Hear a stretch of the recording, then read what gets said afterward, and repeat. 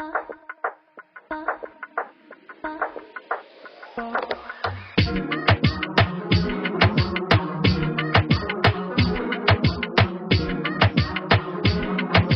welcome back to another episode of Emotional Nightmares. My name is Tyler, I'm your host, and we are down here again at Club 831, just trying to find the different roads to recovery out here. So on today's episode, we have with us a guest, Amanda. So she is going to share with us her story of how she found recovery and what she does to stay sober. So with that, Amanda, go ahead and introduce yourself. Okay, like you said, my name's Amanda. I come from a pretty large family. There was really no... What's a large family? Okay, so I have about 4 older brothers, 2 younger brothers, which one is deceased, which we can get onto that later on in my story. So about 7 of you growing up together. Yeah. Okay. And so it was a pretty busy household, I guess you could say. But yeah, and there was really no. I mean, I grew up. We weren't the wealthiest, but we were taken care of. There wasn't a lot of. It wasn't. My parents weren't addicts. We, had a pretty much normal childhood, I guess you could say. What constitutes normal? I mean, my parents, they weren't separated. They were, they were married. There wasn't a lot of, fighting. There wasn't a lot So the typical, like, blue-collar, family-oriented type family. Yeah. Okay. Yeah. So I didn't start, so I probably around, I don't know, young age, like 8 or 9, like I always wanted to feel like I fit in. Maybe because I didn't get that attention at home, I'm not sure, but I always felt like I didn't fit in at school and things like that. So when probably around 12 is when I picked up my first drink. And at that point, when I felt that feeling and I, was around other people and I could acted like, I wasn't myself. It took me out of myself. And, felt like you belonged. Yes. And so that's what I thought, that there was life. That's how I wanted to be. That's usually how it starts. Yeah, right. And my story is like, it literally goes from the almost like the lightest drug to the worst. You can see the pattern. Sure. So from there, I continued to drink from 12. Then I started smoking marijuana. I definitely started getting in trouble in school and things like that. The thing about it is, like, my parents, there were so many of us that, like, my parents weren't real strict. So I got away with a lot of things. And kind of falling through the system. I mean, I would imagine with 7 kids at home, it's just kind of like, I don't know who's doing it. Right, just go ahead. Yeah, I get my it. mom was wore out by the time, she got there. It was my turn, growing up. But so, as I got older, it was like I said, the next thing was marijuana. I started getting in trouble early, like getting underage drinking, and I grew up in like a country setting. A bunch of woods and stuff like that. We used to have big bonfires and parties, and the cops would chase us, and so I started getting in a lot of trouble at a young age. And I mean, typical high school stuff, though, right? Like, I think, because what you're describing, at least from what I'm hearing, right, is that country style background, right, where like most country folk are doing that. They're out there just living as kids, right? Like, right. It's normal. It's normal, right? Like, that's not normal out there until it's not anymore. Yeah. Until it's time to grow up and you're still in a cornfield at a kegger by yourself. Like, oh shit, where'd everybody go? Yeah, so I've actually had that happen once. That's funny. It's funny, but not. Yeah. But so yeah, then I was probably at about the age of 15. I started doing snorting cocaine. So that became snorting cocaine and drinking a lot. I remember I was out at this hotel with a couple friends out in Cranberry, and we were doing so much like cocaine and drinking that somehow there was a fight broke out, and the cops actually came, which thank God they did, because I woke up in the hospital and with my mom sitting beside me, and I guess apparently like I had died a couple times in the ambulance from alcohol poisoning, I guess, and needless to say, she wasn't very happy, but she was happy that I was alive, you know. Sure. So, that didn't stop me. That wasn't enough. You know, it was just another night out drinking. And so that went on for a while. I know at 15, I had back surgery at 15 years old, so I was also introduced to narcotics. Oxycontin, I imagine. Yeah, Oxycontin, Loracet, things like that. They ruined America. Yeah. They caused a lot of opiate problems. Absolutely. So I had unlimited access to these narcotics, taking them, selling them, you know, whatever. And this is at 15? That was at 15, yeah. And I actually had back surgery when I was 15, so this went on for years. At 15, right, you're realizing, like, okay, you're getting high, you're selling drugs, you're doing the drugs, you're drinking, you're partying. At what point do you start saying, maybe this isn't okay?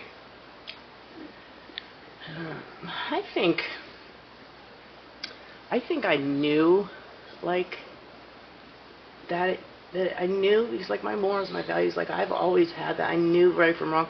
I knew, and my older brother, like, he had did drugs and he had gotten some trouble, so I knew that it was wrong. Right. But that part of me that wanted to fit in and, you know, be that cool person didn't care. So, you know, poor self-esteem leading you to, you know, at least I fit in here, and like I belong. I'm somebody here. Yeah. Mm-hmm. So that fear of abandonment, right? I'm not being rejected because at least you want me for this. Yes, absolutely. Okay. And that was something like from my childhood. I always, like, you know, I said that before. I've always, you know, I don't know if that came from like not getting that at home or what, but I always wanted to be that center of attention. And you know, as my addiction progresses, like that's always there, that wanting to be that power, that, you know, in control. Right. Meanwhile, it's so contradicting because you're not in control at all. Not really, one at bit. the end of the day, you're not in control. So, no. But if you were in control, you wouldn't be on this podcast. right. So yeah, that was that. I ended up starting. I got introduced to like crack cocaine, and that was really the start of my downfall. You know, crack cocaine. I got into at 17, and I ended up getting. You know, I was always the wrong people, but like it was a lot older person, and he was like a big dealer, and you know the task force was watching. Anyway, we ended up getting the door kicked in, and I ended up in Schumann Center, you know, with a bunch of charges. But I think they ended up putting them all on him. I didn't get really that much because they knew really it wasn't me. And I was 17, so I think I spent like 30 days in Schumann Center. It used to be on Washington Boulevard in Pittsburgh. Yeah. 30 days there, and then I had to do some kind of Southside Academy program where they picked you up every day and took you there. So I did that. But, you know, and that's really where the, you know, here goes my jail time. That starts at, you know, 17. So. Did it sink in then? No. No. Not at all. Not at all. Because you were accepted in there, right? Like now you're coming in with these charges, and now everybody's, oh, another drug addict. All right. Right, you know? right. And you're all comparing stories, and you're all thinking you're so cool. You know, little did I know if I could, you know, look back and change things. You know, so much. Yeah. But I mean, you know, it's It's always there's a blown my lot. mind wanting to be the cool kid in prison. Yeah. Like, all of us Who are, like, dreams of everybody's that? losing. Like, why do I, like, yeah, it's crazy. So, yeah, after that, like, that was really my downfall. That crack cocaine was, I, after that, it was a constant battle. I was in and out of jail for just from the time I was 17 to the time I was, 26. It was just a constant getting high, going to jail, getting high, going to jail. 26 was the first time you tried to get sober? 26, was it 26 or 27? I got pregnant with my son, and You stayed I sober ended for up that? going to jail. No, I ended up going to jail Hmm. when I was 6 months pregnant. And, well, no, let me take you back. I went to jail, and I found out I was pregnant. Okay, when I went to jail, I went to the magistrate, and I had called my mom, and, hey, Mom, I'm in jail, and blah, blah, blah. And, she's like, well, you shouldn't be in jail, and. So I go to court again the next week and come back, and instead of them taking me, like, to the pod, they take me to the counselor's office. And they pick up the phone, and they dial a number, and it's my friend, my best friend, George. And he's like, I got some bad news. He's like, your mom's in a coma. Hmm. And I was like, that's not what I want to hear. I'm in jail, Yeah. So the way that county works was like they, when something like that happens, they automatically, like, go see the judge. So I got out, and I was only in for 2 weeks. Now I find out I'm pregnant. I'm only in jail for 2 weeks. I find out my mom's in a coma, and what do? I go right back to using. Sure. Don't even go to see her. Well, I mean, that's the thing with drugs, right? Is, like we always talk about, at least on this podcast and so on, is like, it's not the drugs that are a problem, it's the why do we use drugs and alcohol. Like, if you take drugs away, the problem is still there. Right. Right? So, obviously, as you said, you started, like, when you were 12. Mm-hmm. So, your only coping skill in life was the drugs and the alcohol. So, when life shows up, of course, what's the first thing you're going to do? Right back to the only coping skill you know. Right. Right? And Absolutely. It sounds like at this point in your life, like, there's a lot of shit going on. Yeah. You know what I mean? Yeah. So I ended up, I went back to where I was using from, continued to use, knowing I was pregnant. I did talk to my dad and things like that, but my mom did end up passing away. And I ended up going to jail. I was like 6 months pregnant. I think I went back to jail, and thank God, like, they tested me. Everything was fine with my son. Like, thank goodness, Today he is 20 years old. He is in college for criminal justice. And Nice. He's going to work on the drug task force for the Attorney General's office. Nice. So, yeah, pretty proud of him. But, so, yeah, I went to jail. I got out on house arrest like a week or so before he was due. I had him, and then I was clean for like a year. I was on house arrest, and I was clean for like a year, and then I had relapsed. Now, were you actually clean, or was it just, I can't get high because of the consequences type shit? It was, I had a house arrest bracelet on, and I wanted to be clean, but I wasn't working a program. I didn't know anything about NA or AA. Gotcha. As a matter of fact, I was like, somebody, like my PO or somebody said, like, why don't you go to NAA? And I'm like, that's embarrassing. Like, what is that? I didn't even know what it was, So, So basically self-will. yeah. Gotcha. So I didn't end up relapsing, and that's when I went to jail, and they put me in a 3-quarter house, and then I was introduced to NA, and I really enjoyed it. This was in Pittsburgh, and I loved it. I loved the atmosphere. I loved the people. Yeah. And that was the beginning of me staying clean for about 6.5 years. So.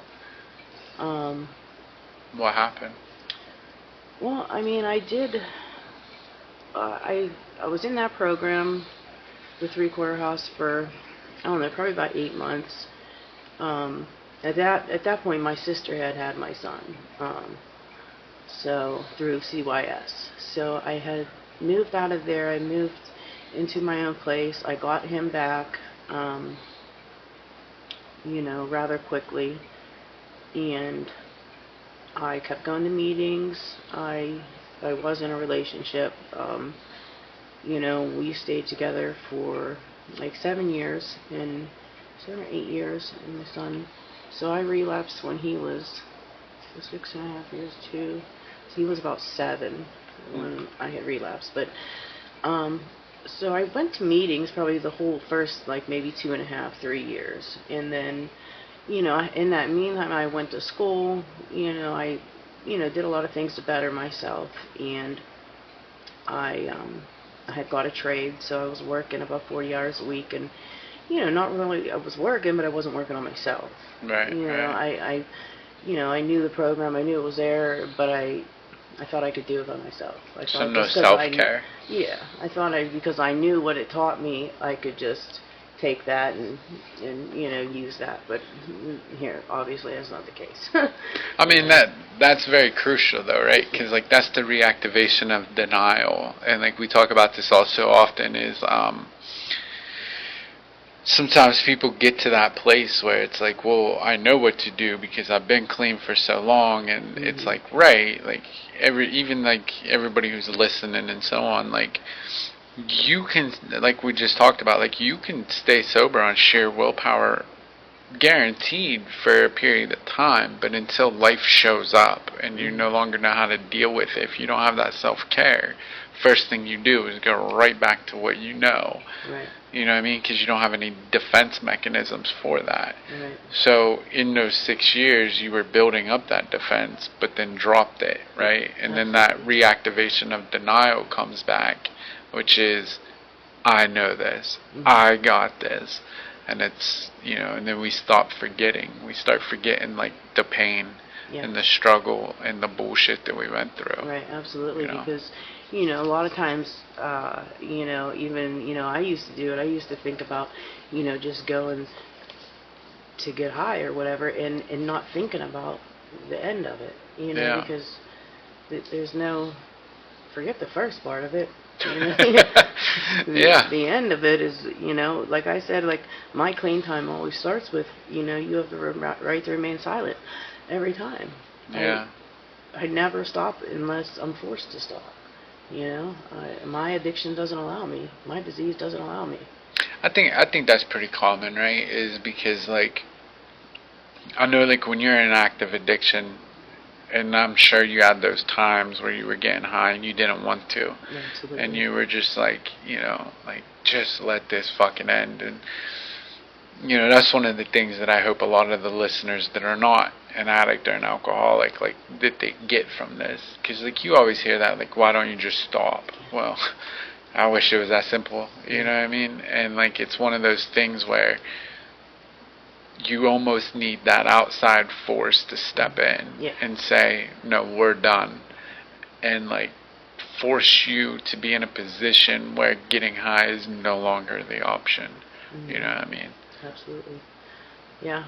I know in that 6 years, I remember at the beginning of my story I told you, I'd lost a brother. So in that 6 years that I was clean, so my son was about to be 2.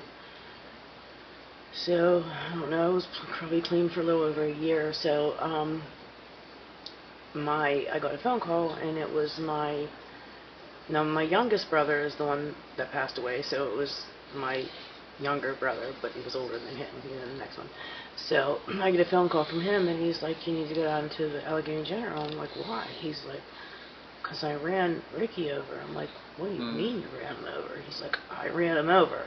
I'm like, just dumbfounded, like, hang up the phone, go there, and here, I guess they had gotten an argument, and Ricky jumped out of the truck, and he ran his head over, and it was a dual-wheel truck. They were, so now, like, I think about that, and like I got through that clean, And then I think about things that like I used because it was, because I had a bad day, or because you know what I mean. But it's the little things. Or you're built for that, right? Yeah. So that's the thing with addiction, right? Like, one of the things that we as addicts and alcoholics that we know is pain, right?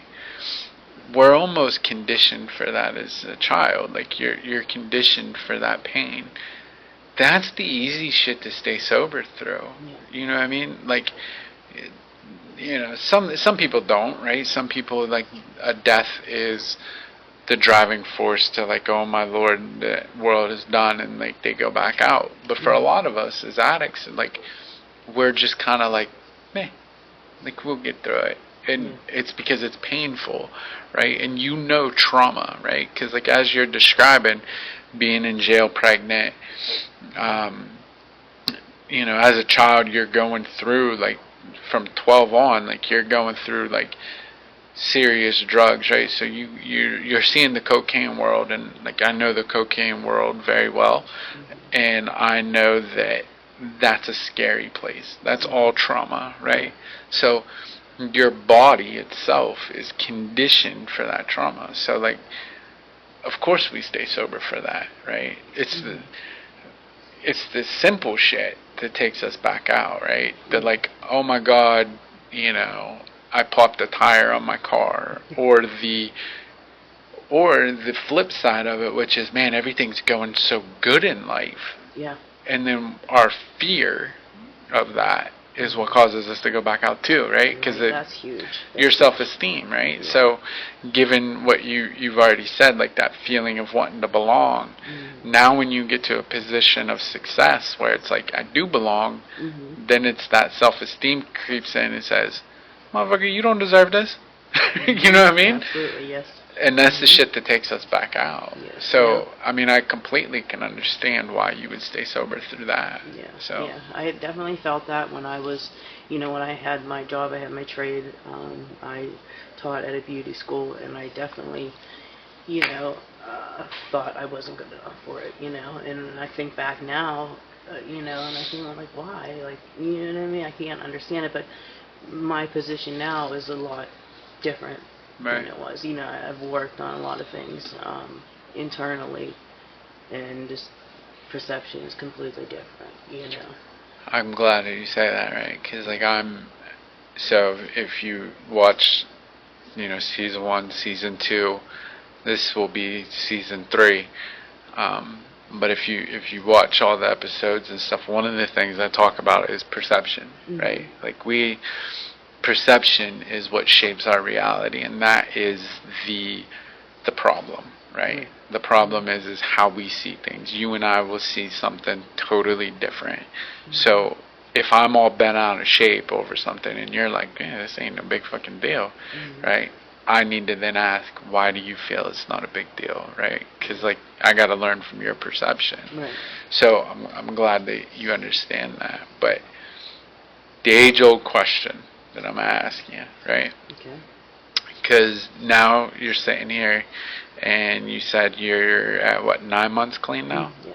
Okay. What's different this time as compared to any other time that you've tried this? What's going to be different? I mean, like, what's different this time is I believe in myself. I believe in the program, and the fact that, like, I surrendered. I think of all the times that I was out there and I surrendered myself to that drug, or to, that drug dealer, or whatever it was, and why I can't surrender to a simple process or a program, and why I fought that for so long. But now it's just like, it's easier for me to just surrender. Surrender is to me, like, is just a shift in perception.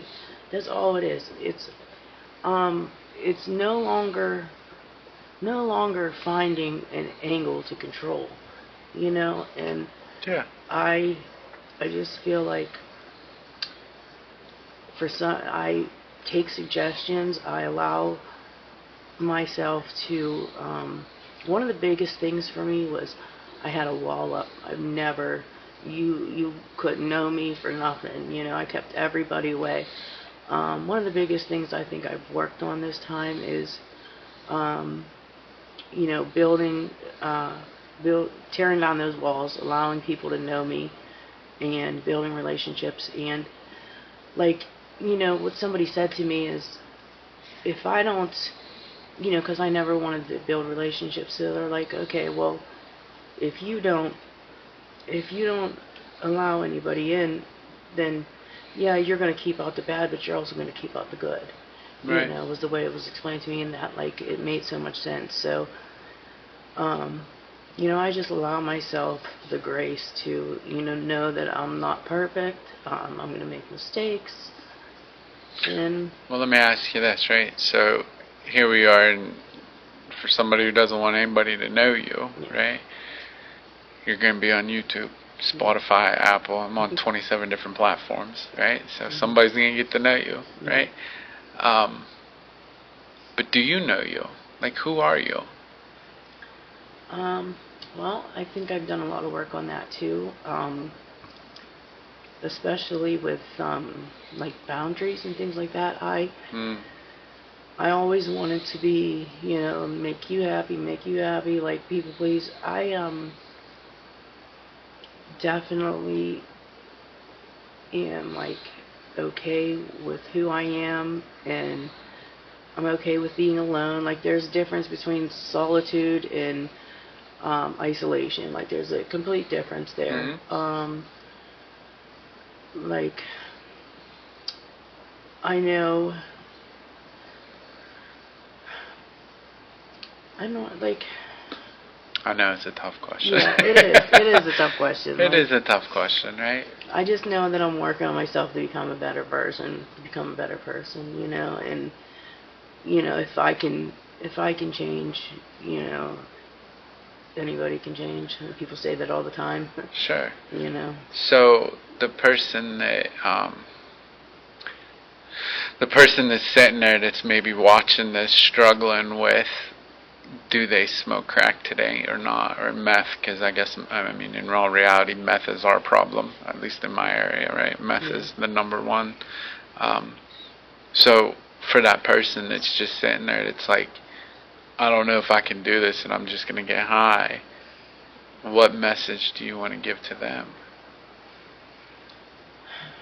Well, I know that, like, if somebody would have tried to come up to me and, like, sell me NA or AA or anything, I would have never, it would not work. I wouldn't buy it. You know what I mean? I mean, why would you? It sounds crazy. But, like, to see, like, and just for me, like, I'm 46, I started at 12, and, my life, I'm getting my daughter back, I'm so many things, like, I'm a mother, I'm a sister, I'm a friend, I'm responsible.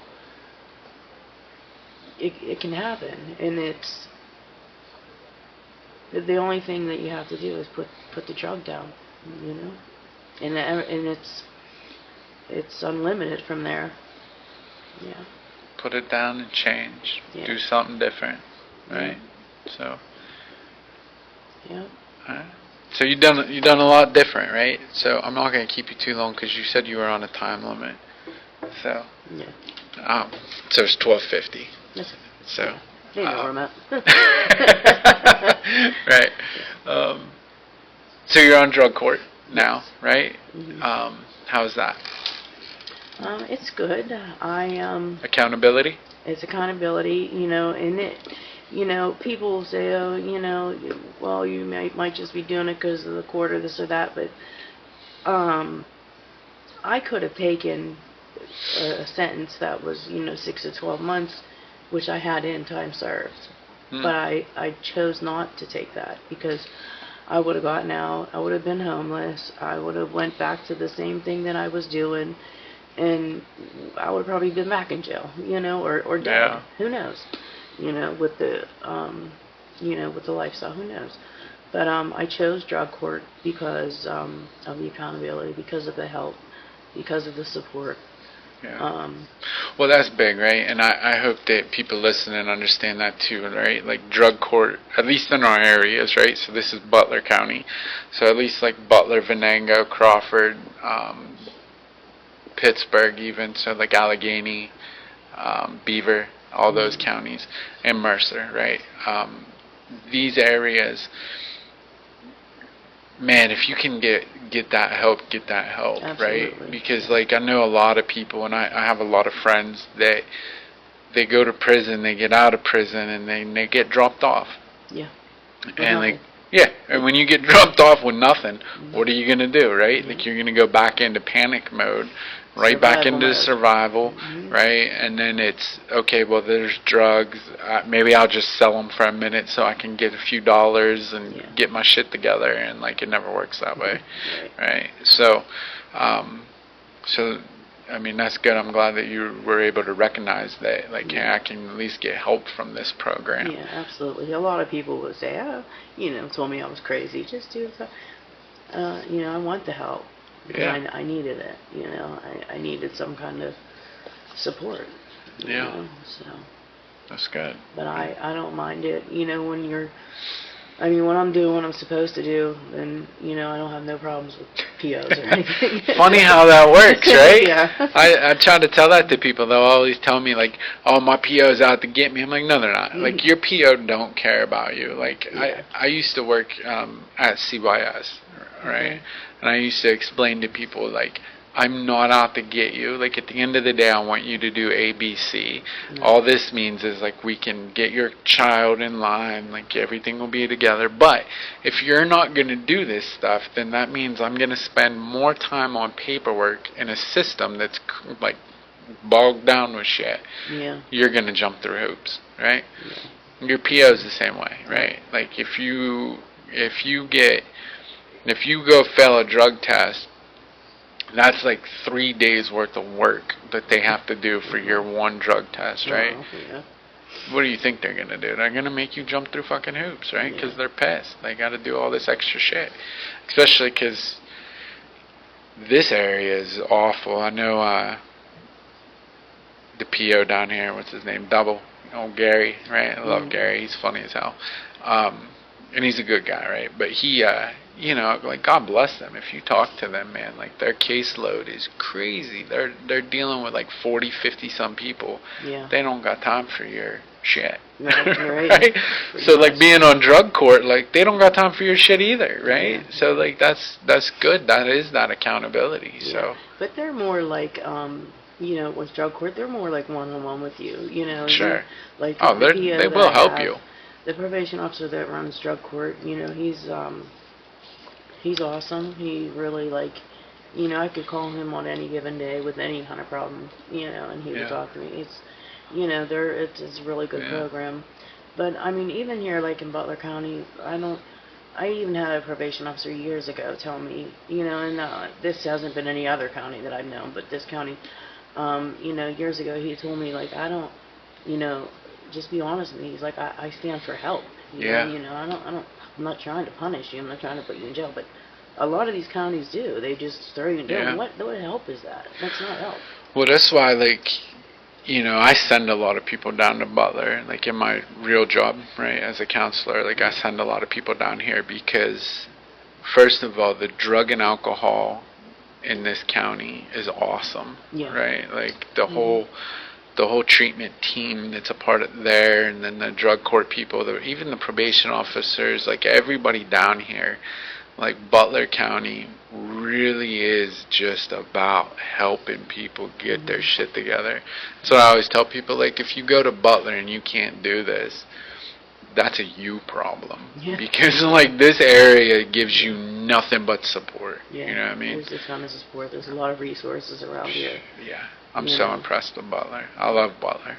So it's good. So. Yep. So I'm definitely grateful to be here. I'm definitely grateful that I took that program and for the support that I have. Awesome. Sure. Well, I'm proud of you for picking yourself up and getting it together. So. Thank you. So, So I appreciate you for coming on. Thank you for having me. Yeah, absolutely. So, as always, we're going to end it here. So, as always, you could have been anywhere in the world today. You chose to sit here with us and listen, and I hope that you heard something to help you. Because, as I always say, man, you only just need today. So, if you can just get through today sober, tomorrow's going to look a little bit brighter. And if you are struggling, please pick up the phone and call somebody. There's tons of help out there, tons of resources. So call somebody and tell them you need help. Tune in next week. Thank you. Thank you for watching.